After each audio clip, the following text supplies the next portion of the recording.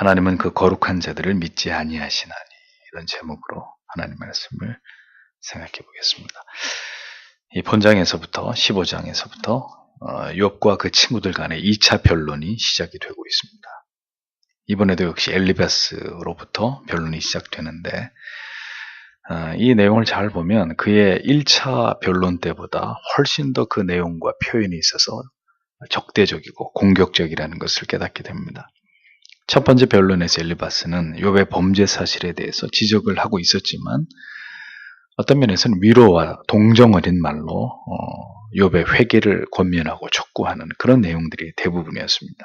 그런데 본문에는 현실에서의 이제 모든 재앙들이 모두 너의 범죄의 결과라는 이 어떤 획일적인 인과응보적 논리를 더 강조하면서 아주 거세게 욥을 몰아붙이고 있는 것을 보게 됩니다.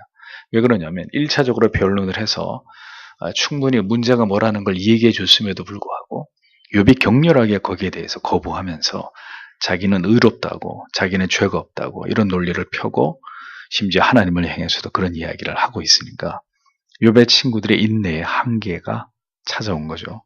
그래서 아주 더 과격한 말로 욥을 비난하고 정죄하고 있는 이런 어떤 내용들을 볼 수 있습니다. 자, 뭐 이런 논리를 통해서 욥을 감정적으로 더 격분하게 만드는 이런 상황으로 전개가 되고 있는 것이 이제 본문에 잘 나타나고 있는 거죠.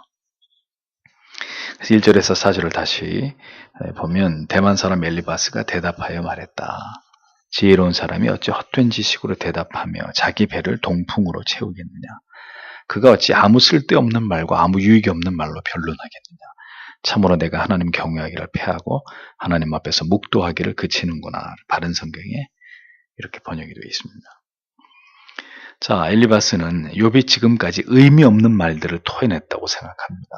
욥의 변론은 아무 쓸데없는 말과 유익이 없는 말들 뿐이다. 전혀 이치 합당하지 않는 그런 말들 뿐이다. 이렇게 치부합니다. 동풍은 사막에서 불어오는 아주 뜨거운 바람이에요.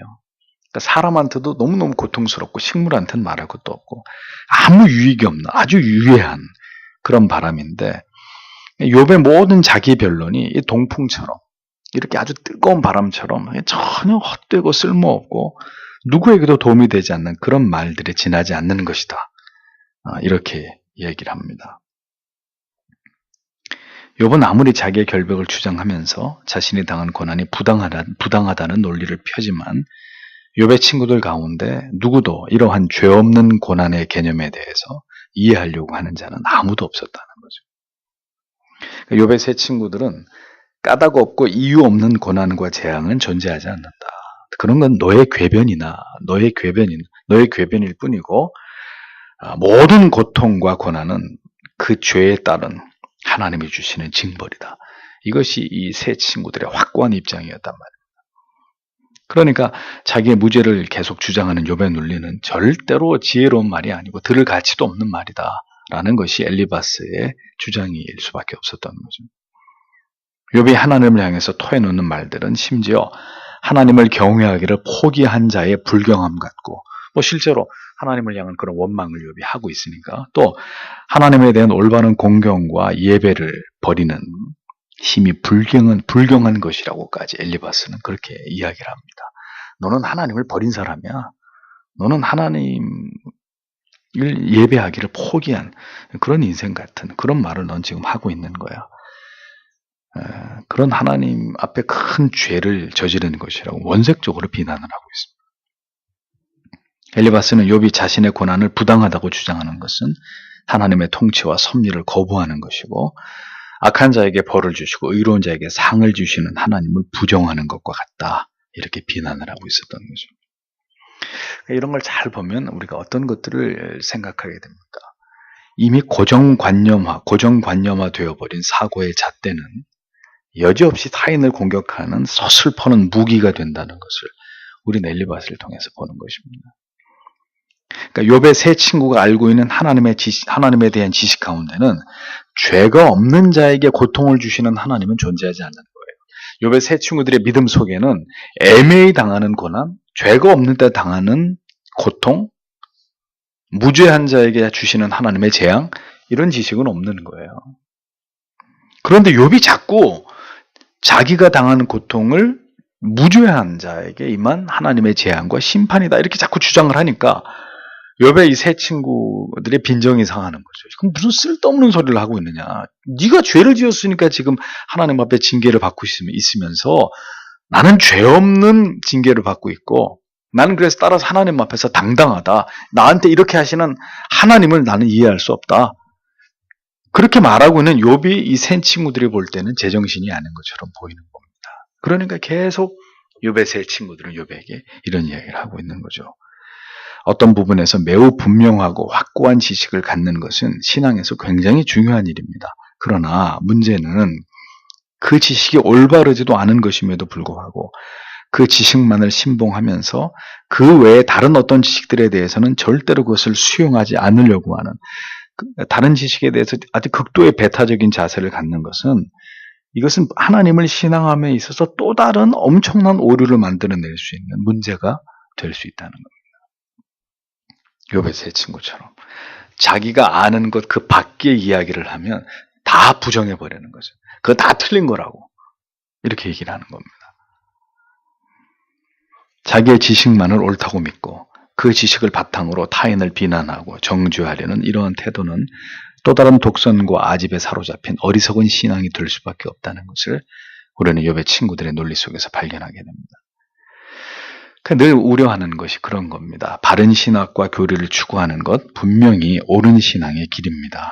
그러나 거듭 강조하지만 그것이 어떤 교조주의나 주지주의의 독선에 빠지는 길이 된다면 단호하게 우리는 그것을 거부해야 합니다.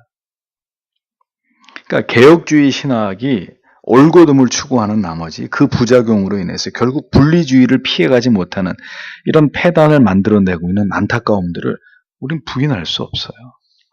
결국 청교도들이 이 땅에서 사라지게 된 원인도 서로 치열하게 공격하다가 서로 치열하게 자기네끼리 싸우다가 그렇게 된 거 아닙니까? 어느 도가 지나쳐서.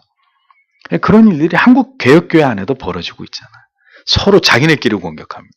개혁주의를 추구하는 목사들끼리 서로 네가 옳으니 내가 옳으니 그러면서 싸우고 관계를 단절하는 이런 참 이상한 일들이 일어나잖아요. 이것은 우리가 분명히 지양해야 될 문제가 아닐 수 없습니다. 욥이 주장하는 무죄한 고난과 어떤 경우에도 죄가 없는 고난은 없다는 이 욥의 세 친구들의 첨예한 주장이 칼날처럼 맞부딪히고 있는 이런 상황들이 계속 이어지고 있습니다. 5절과 6절을 보십시오. 이는 너의 죄악에 내 입을 가르치며 내가 간교한 사람들의 혀를 택했기 때문이다. 너를 정죄하는 것은 내가 아니라 너의 입이다. 너의 입술이 너를 대적하여 증언하고 있다. 이렇게 기록되어 있습니다. 엘리바스는 욥이 한 모든 말들은 자신의 죄를 가리우고 덮기 위한 변명에 지나지 않고 자기를 변호하기 위해서 그가 한 말들은 결국 스스로를 정죄하는 어리석은 말이 되었을 뿐이다. 이렇게 일관합니다. 엘리바스는 욥의 모든 자기 변호는 결국 자기의 죄를 더 선명하게 드러내는 결과를 가져왔다고 욥의 모든 변론을 이와 같이 총평하고 있습니다. 엘리바스의 모든 논리가 만약 욥을 대상으로 하는 것이 아니라 정말 하나님 앞에서 죄를 짓고 뻔뻔하게 자기의 죄를 부정하면서 하나님을 대적하는 자에게 하는 말이었다면 너무나도 명쾌한 절대로 틀린 말이 틀린 논리가 아니었을 것입니다. 욥의 친구들의 모든 논리들이 그래요. 일면 그들이 사용하는 지식과 논리는 굉장히 정교하고 바람직한 부분이 없지 않아 있습니다. 하나님에 관해서 올바른 지식의 근거를 가지고 논리를 펴고 있는 이런 부분들도 분명히 그들의 변론 속에서 발견되거든요. 그래서 문제는 이러한 모든 올바른 지식들이 올바른 대상을 향해서 적절한 상황에서 사용되지 않고 있다는 점이라는 것을 말씀드렸습니다. 욥의 세 친구들의 지식이 하나님에 대한 아주 균형 잡힌 전체가 바른 지식은 아니었어요. 그렇다 할지라도 어떤 면에 있어서는 굉장히 올바르고 정확한 그런 어떤 지식을 근거로 자기들의 변론과 논리를 이어가고 있는 부분들이 분명히 있거든요. 그 문제는 그게 정말 죄 없는 욥에게 해당이 되지 않는 그런 말들이었다는 거죠. 성경의 모든 정교한 지식과 교리는 그 첨예한 지식들은 올바른 대상을 겨냥해야 합니다. 하나님과 성경의 진리에 대해서 무지하고 어리석어서 그릇된 신앙의 길로 행하는 자들에게 채찍과 검이 되어야 합니다. 그런데 이러한 지식들이 또 얘기하지만 서로를 정죄하고 비난하고 불필요한 신앙의 우열을 가리는 일에 사용될 때 이건 하나님이 보실 때 절대로 합당치 않은 신앙의 모습이 될 수 있다는 것을 간과하지 말아요. 올바른 교리와 신앙은 우리를 바른 믿음으로 인도하는 데 필요한 거지 서로를 자기의 기준으로 정죄하고 판단하고 비난하기 위해서 필요한 것이 절대로 아니라는 것을 우리는 기억해야 되는 거죠. 7절에서 10절을 보십시오. 내가 제일 처음 태어난 사람이냐 산들보다 먼저 생겨나기라도 했느냐 내가 하나님의 의논을 엿듣기라도 하였느냐 내가 지혜를 독차지하였느냐 내가 아는 것이 무엇이기에 우리가 모르겠느냐 내가 깨달은 것이 무엇이기에 우리에게는 없겠느냐 우리 중에는 백발이 된 사람도 있고 노인도 있으며 내 아버지보다 나이가 많은 사람도 있다 이렇게 기록되어 있습니다.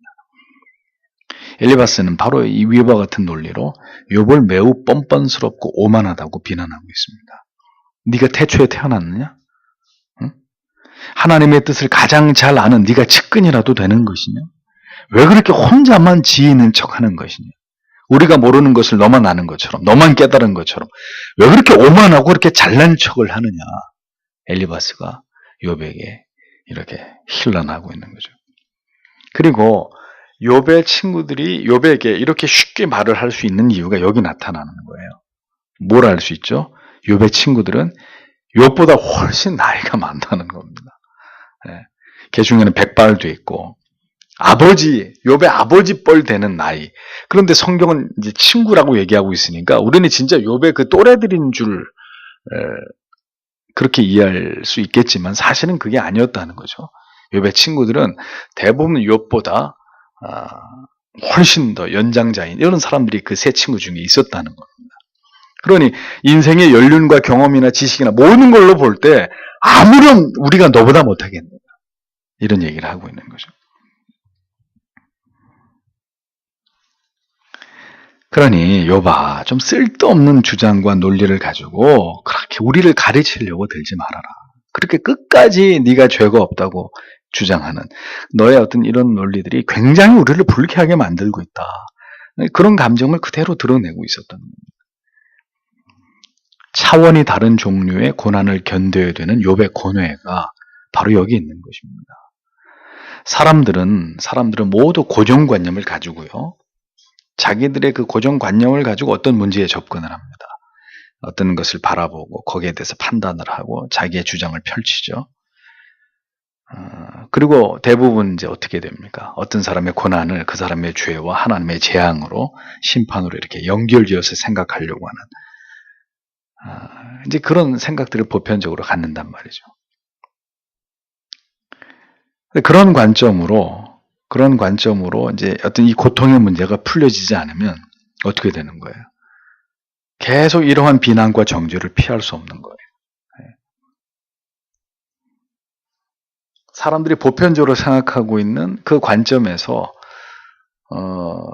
풀어질 수 있는 어떤 그런 문제 같으면 문제가 없는데 그게 그렇게 풀려지지 않는 문제 같으면 이제 계속 그 문제에 대해서 집요하게 공격을 받게 되는 것은 이제 피할 수 없는 일이 되는 거죠. 전통적인 관점에서 이해되거나 수용되지 않는 어떤 부분을 우리가 주장하게 될 때 우리는 욥과 같이 전통적인 견해를 지지하고 주장하는 자들의 공격을 받게 돼요. 끊임없이 그것에 대해서 정죄와 비난을 피할 수 없는 이런 상황에 우리도 처하게 되는 거죠. 자, 욥은 무죄한 고난도 있다 이렇게 얘기하는데 욥의 세 친구들은 그런 고난은 없다. 네가 빨리 회개하고 하나님께 돌아가는 길이 살 길이다. 그렇게 얘기하는 사람들한테는 욥이 무슨 얘기를 해도 그들이 그 말을 받아들이지 않을 거 아니겠습니까? 그러니 욥이 계속 공격을 당하는 거예요. 그게 세상에서 그리스도인들에게 닥칠 수 있는 어려움들이라는 겁니다. 욥과 친구들 간에 좁혀지지 않는 이 간격을 보십시오. 어떤 말로도 이해되거나 수용되지 않는 부분이 이렇게 신앙 안에서도 분명히 나타난다는 거예요. 우리에게는 지극히 당연하고 혹은 이거 어떤 문제는 절대로 용인이 되지 않는 어떤 문제가 다른 신앙의 관점을 가진 자들에게는 지극히 부당하고 또 어떤 것은 얼마든지 수용될 수 있는 이런 부분들로 존재하잖아요. 네? 이런 일들로 인해서 결국은 우리가 박해를 당하고 핍박을 당하고 오해를 받고 불이익을 당하게 되는 일들을 겪게 되어 있는 것이라.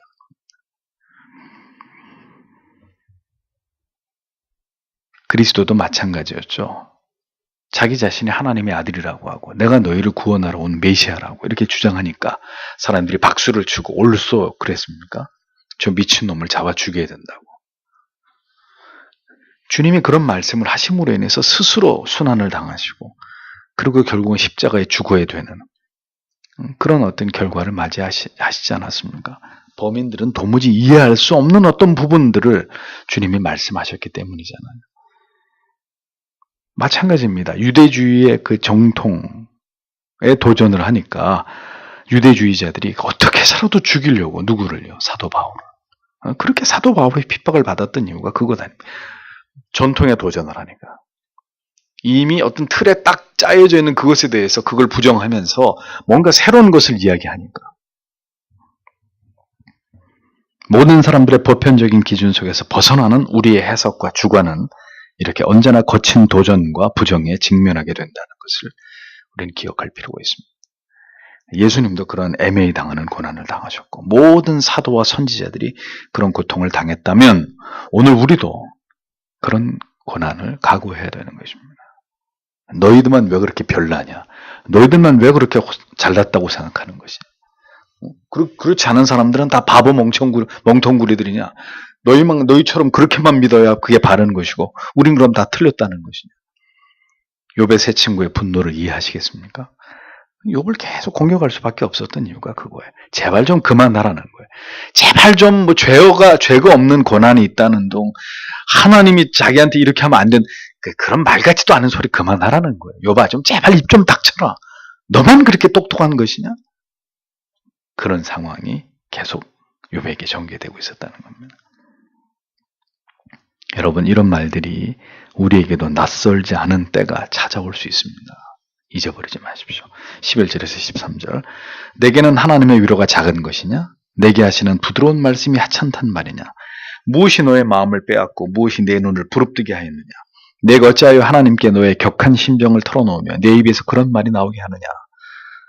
보십시오. 욥의 하나님을 향한 불평에 대해서 엘리바스는 하나님께 베푸시는 은혜까지 하찮게 여기고 가볍게 여기는 것으로 보고 욥의 태도를 비난하고 있습니다. 자, 그런데 엘리바스의 이 말은 사실과 다른 자기의 해석일 따름입니다. 왜냐하면 보세요. 이 고난과 고통 속에 있는 욥에게 아직 하나님은 아무것도 말씀하지 않았습니다. 어떤 은혜도 아직 욥에게 베풀지 않았죠. 그렇기 때문에 지금 이 얘기는 하나님이 직접 욥에게 하신 말씀이 아니라 자기들이 하나님 편에 서서 욥에게 했던 1차 변론의 그 이야기를 얘기하고 있는 거예요. 그러니까 자기들이 처음에 부드럽게 얘기했잖아요. 근데 이제 이렇게 얘기하는 거예요. 엘리바스가 우리가 한 얘기가 아니라 하나님이 너한테 와서 이렇게 부드럽게 얘기하는데 그게 지금 하찮다는 거냐? 너는 지금 그게 우습다는 거냐? 이렇게 얘기하는 거죠. 욥의 친구들은 처음에 변론에서는 최대한 욥에게 부드러운 말로 욥아 빨리 죄에서 돌이켜서 회개해라. 그럼 하나님이 은총을 베풀어 주신다. 이런 말로 권면했는데 그런 말들을 욥이 전혀 받아들이지 않고 도리어 욥의 친구들을 비난한 것에 대해서 엘리바스는 간접적으로 이런 식으로 불편한 심정을 둘러서 표현하고 있는 것을 볼 수 있습니다. 자기들의 충고를 거절한 것을 마치 하나님의 말씀을 거부하고 대항한 것이냐 이렇게 욥을 비난하고 있는 거죠. 엘리바스는 자기들의 권면과 충고를 하나님의 그것과 동일시하면서 이것을 받아들이지 않는 욥을 비난하고 있습니다. 하나님과 자기들을 동일시하는 거죠. 그러니까 자기들에게 한 비판이 곧 하나님께 한 비판이다. 이런 관점에서 지나치게 하나님을 이용하는 엘리바스의 논리의 비약이 나타나는 겁니다. 우리도 충분히 이럴 수 있어요. 우리가 뭔가 굉장히 어떤 사람에게 중요한 충고를 하는데 그 사람이 안 받아들이면 하나님이 지금 날 통해서 당신한테 얘기하는데 안 받아들이냐고. 에? 이렇게 이제 우리가 화를 내죠. 내 입장에서 하나님을 이용하려고 하는 이런 논리의 비약을 삼가해야 합니다. 정말 하나님은 나를 통해서 그렇게 말씀하시는 걸까요? 이런 것들이 바로 자기 합리화의 폐단이고 자기 기만인 거죠. 언제나 자기들은 하나님의 편에 서 있고 그래서 자기가 항상 옳다는 주장, 참으로 위험한 발상이고 바리새인같이 하나님이 전혀 인정하시지 않는 어리석은 자만이라는 것을 우리는 잊지 말아야 됩니다. 14절에서 16절 사람이 무엇이기에 깨끗할 수 있으며 여인에게서 난 자가 어찌 의로울 수 있겠느냐. 보아라. 하나님께서는 자기의 거룩한 사람들마저 신뢰치 않으시며 그분의 눈에는 하늘조차도 깨끗하게 보이지 않거늘 하물며 죄악을 물처럼 마시는 사람은 얼마나 역겹고 추하겠느냐. 굉장히 심한 말을 하고 있습니다. 엘바스는 자기의 무죄를 끝까지 주장하는 욥에게 아주 심한 말로 정죄를 합니다. 여자가 난 자 중에 죄가 없이 깨끗한 자가 없고 하나님 앞에서는 그 어떤 자도 깨끗하지 못하고 심지어 오염되지 않은 저 하늘조차도 하나님 앞에서는 온전할 수 없건만 물을 마시듯이 죄를 짓고 가증한 부패한 욥 너 같은 자를 하나님께서 용납하실 까닭이 있겠느냐 이런 얘기예요. 아주 비수같이 엘리바스는 지금 욥을 향해서 이런 말로 욥을 공격하고 있었던 겁니다. 참 인간 안에 우리 안에 이런 마음들이 있어요. 예를 들면 어떤 사람이 계속 나는 억울합니다. 나는 너무 억울해요. 너무 원통합니다. 이런 얘기를 하면 처음에는 억울하겠네, 원통하겠네 그러다가 계속 그러면 어떻게 돼요? 그 사람의 억울함을 이해해 주려고 하기보다는 뭐가 저렇게 억울하다는 거야? 지만 억울해? 이런 마음이 생긴단 말이에요. 그렇죠? 왜 자신에게 찾아온 고난에 대해서 자기는 지금 너무너무 고통스럽고 괴롭다 그러는데 고통이 참 크겠습니다. 참 그 괴로움을 어떻게 하면 저하고 함께 참 이렇게 나누면서 위로를 얻을 수 있는 그런 길이 없을까요? 이렇게 반응하는 게 아니라 계속 그렇게 괴롭고 힘든 사람한테 얘기합니다. 이제 그만 좀 하라고. 당신만 그렇게 힘든 거 아니라고. 당신만 사는 게 그렇게 다 마찬가지야. 이제 제발 좀 그만 좀 하라고. 얼음같이 차가운 이런 마음들이 우리 안에 있는 거예요. 지금 제 마음이 지금 너무 슬퍼요. 슬퍼 죽겠어요. 그러면 처음에는 아유 참 슬프겠습니다. 그러다가 계속 그러면 어떻게 돼요? 그 슬픔을 이해하려고 하기보다는 이제 뭘 그런 일 가지고 슬퍼하는지 그만 좀 하라고. 당신보다 더 슬픈 사람도 있다고. 이렇게 쥐어받기를 좋아한단 말입니다. 우리는. 그만하라고 이제. 물론 억울하지도 않은데 억울하다고 막 엄살을 떨고 그렇게 큰 고난도 아닌데 뭐 자기의 고난을 막 확대하고 얼마든지 극복할 수 있는 슬픔인데 막 세상 다 잃은 것처럼 이렇게 슬퍼하는 것은 분명히 병이죠. 그건 정직하지 않은 거죠. 그건 엄살이죠. 가식적인 거죠. 그러나 진정으로 아파하고 힘들어하고 괴로워하는 사람들에게 필요한 게 뭡니까? 이제 그만 좀 하라고. 아니잖아요. 그런 거 아니잖아요. 로마서 12장 15절에 뭐라 그랬어요? 즐거워하는 자들과 함께 즐거워하고 우는 자들과 함께 울라 그랬잖아요.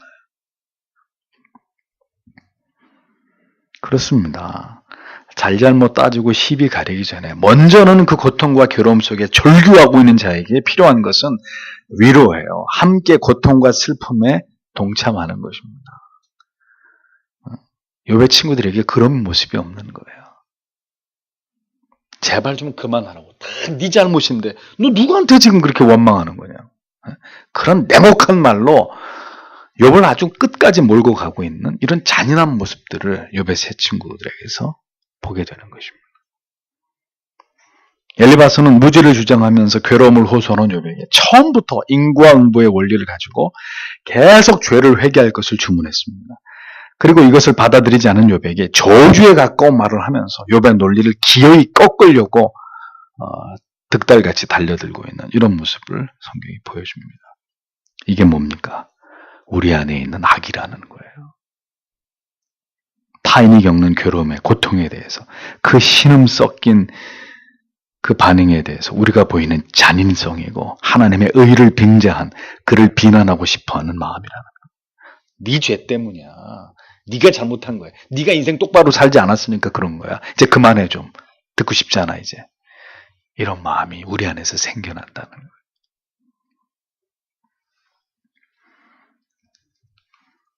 세월호를 정치적으로 이용하려고 하는 사람들은 아주 나쁜 사람들이에요.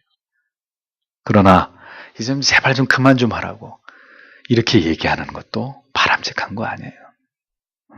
그 자식을 잃은 생떼 같은 자식을 잃은 그 부모의 고통. 물론 제가 부모 같으면 그렇게 수천억 들여가지고 자식 뼈라도 찾으려고 저는 그렇게 안 하겠어요. 근데 저는 그렇게 안 한다고 해서 그렇게 하는 사람들을 비난해서는 안 되는 거죠. 찾을 때까지 그들의 괴로움이 슬픔이 조금이라도 위로될 수 있으면 그렇게 좀 너그럽게 봐줄 수도 있어야 되는 거죠. 근데 우리의 마음은 시간이 지나가면 제발 그만하라고. 좀 듣기 싫다고 이제 좀. 고난 속에서의 욥의 모든 반응이 모두 올바른 것이 아니었습니다. 그러나 그를 이해하고 욥의 편에서 생각하려고 하기보다는 전통과 원칙을 앞세워서 정죄와 비난을 멈추지 않고 있는 욥의 친구들 엘리바스의 태도 속에서 하나님의 공의를 가장한 빗나간 열심과 분노를 우리는 보게 되는 것입니다. 우리에게 이러한 부분이 있다면 철저하게 하나님 깨트려 주시고 하나님의 마음과 관점으로 모든 지체들을 바라보고 그들의 어려움들을 살필 수 있는 마음 주시기를 기도해야 될 것입니다. 한쪽이 이해하고 긍휼히 여기면 될 것을 이러한 불필요한 논쟁을 계속하고 있는 욥과 그의 친구들을 보면서 왜곡된 신앙의 자기 열심과 고정관념이 얼마나 사람을 피를 말리고 괴롭게 할 수 있느냐, 고통스럽게 할 수 있는지를 우리는 생각하게 됩니다. 부디 이런 일들이 우리 가운데 일어나지 않도록 이러한 일들로부터 하나님이 우리를 건져주시고 이러한 동일한 어리석음 속에 빠져들지 않도록 하나님이 우리를 붙들어 주시기를 기도해야 될 것입니다. 우리 안에 이러한 부분들이, 이러한 감정들이, 이러한 생각들이 우리 안에도 있을 수 있다는 것, 아니 우리 안에도 존재한다는 것을 기억하면서 하나님께서 오늘도 죄악된 우리를 다루어 주시고